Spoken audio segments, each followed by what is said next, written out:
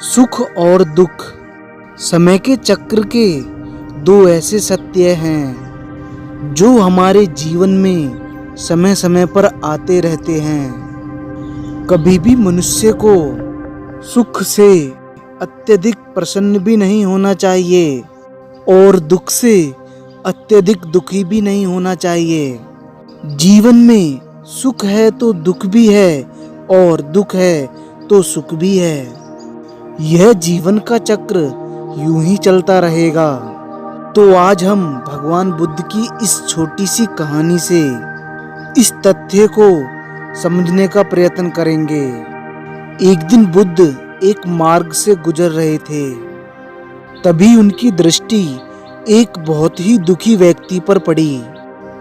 बुद्ध उसे देखकर चलते चलते ठहर गए और उस व्यक्ति के पास जाकर उससे उसके दुखों का कारण पूछने लगे।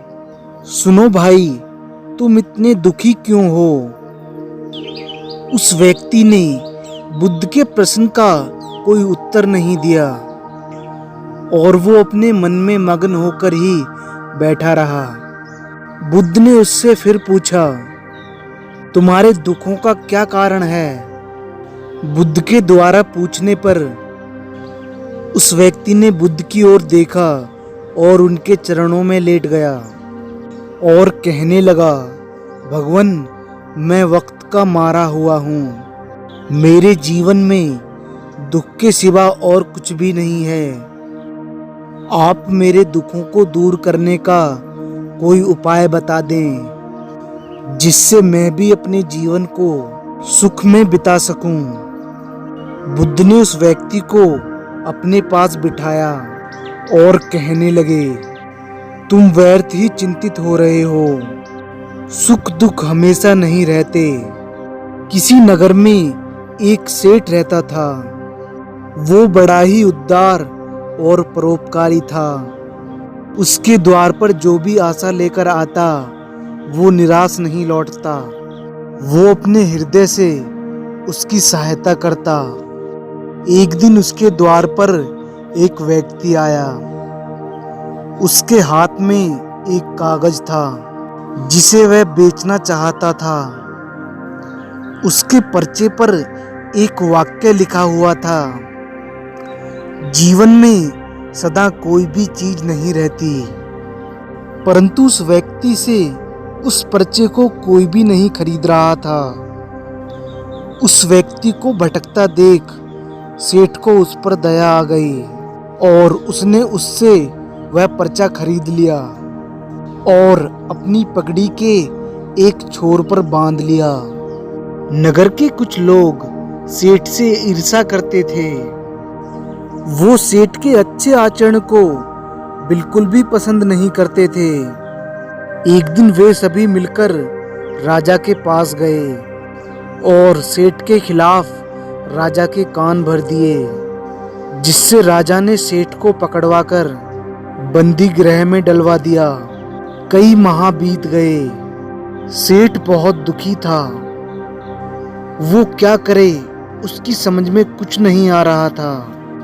एक दिन संयोग से सेठ का हाथ पगड़ी की गांठ पर पड़ गया। उसने गांठ को खोलकर पर्चा निकाला और उसे पढ़ा। पढ़ते ही उसकी आंखें खुल गईं। उसने मन ही मन कहा, अरे तो दुख किस बात का? जब मेरे सुख के दिन सदा नहीं रहे तो ये दुख के दिन भी सदा नहीं रहेंगे। इस विचार के आते ही सेठ जोर जोर से हंसने लगा। वह बहुत देर तक यूं ही हंसता रहा। जब बंदी गृह के सैनिकों ने उसकी हंसी सुनी तो उन्हें लगा सेठ मारे दुख के पागल हो गया है। उन्होंने राजा को सेठ के बारे में सूचना दी। वह राजा सेठ को देखने के लिए बंदी गृह पहुंचा। राजा का मंत्री भी उसके साथ आया। मंत्री सेठ को जानता था। वह उसे देखकर राजा से कहने लगा, महाराज, आपने इस सेठ को बंदी क्यों बनवाया है? क्या किया है इसने यह तो बहुत ही नेक व्यक्ति है।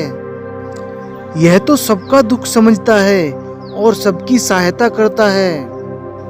ये भला गलत काम कैसे कर सकता है? मैं इसे भली भांति जानता हूँ। राजा ने मंत्री से कहा, अच्छा ठीक है, पहले हम इसके हंसने का कारण पूछते हैं। राजा ने सेठ से पूछा, क्या बात है? तुम बंदी गृह में रहकर भी इतने खुश क्यों हो रहे हो? पहले तो तुम बड़े दुखी रहते थे, फिर अचानक तुमने ऐसा क्या पा लिया जिससे तुम इतने प्रसन्न हो? सेठ ने राजा को सारी बात बता दी। उसने कहा, राजन, व्यक्ति दुखी क्यों होता है? सुख दुख के दिन तो सदा बदलते रहते हैं। सुख और दुख तो जीवन के दो पहलू हैं। यदि आज सुख है तो हो सकता है भविष्य में हमें दुख का मुंह भी देखना पड़े। सेठ की यह बात सुनकर राजा को भी सेठ के अंदर कुछ अलग बात दिखी और उसने मंत्री की बात को समझा। उसने सेठ को बंदी गृह से निकलवाकर उसके घर भिजवा दिया। सेठ आनंद से रहने लगा, क्योंकि उसे ज्ञात हो गया था कि जीवन का चक्र यूं ही चलता रहेगा। बुद्ध के वचनों को सुनकर उस दुखी व्यक्ति के मन का बोझ हल्का हो गया।